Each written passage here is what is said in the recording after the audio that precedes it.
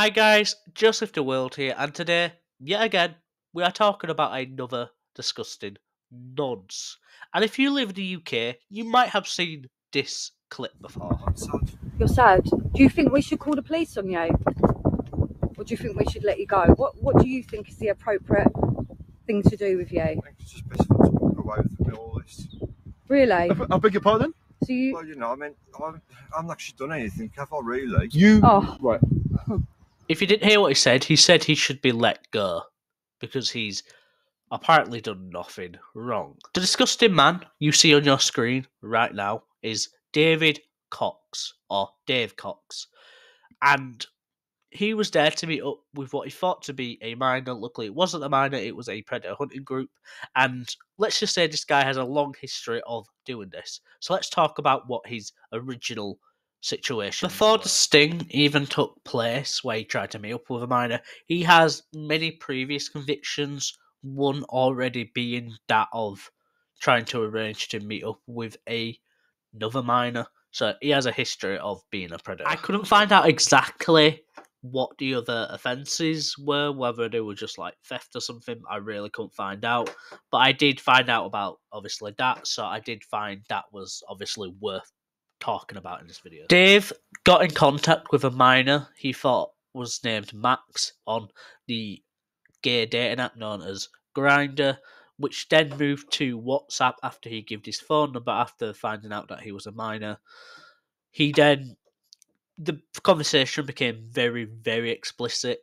Dave sent mountains and mountains of so much explicit text, videos, and other stuff, trying to groom and encourage him to, do stuff with him, which obviously led to this thing where they would try to meet up at a child's playground in, I'm not exactly sure what city, sorry, but he turned up to the playground with booze, poppers, and Viagra. Not only that, but Dave was HIV positive, so if he did actually meet up with a real minor, that kid most likely would have HIV by now. So this nonce is known as the HIV nonce. Hiya. David Cox. Oh, God. Oh, God. Oh, God, You can what? see his face just instantly drop. At first he tried to deny it, and then he obviously gets caught out and admits to it. He says, when throughout the whole thing, he keeps saying, well, age is just a number, and, well, I don't know why he's online in the first place, as if it's somehow the child is at fault when he told him his age, and he was fully aware that he was trying to meet a child. Anyway, when he was arrested and sentenced in court, he was sentenced to 10 years in the sex offenders register. He was also given a 10-year sexual harm prevention order and sentenced to 2 years in jail. But the story doesn't actually end there. Sometime after being released from jail, he tried to meet up with another 13-year-old boy. Luckily, it wasn't a 13-year-old boy, it was another, yes, you heard that, another predator hunting group.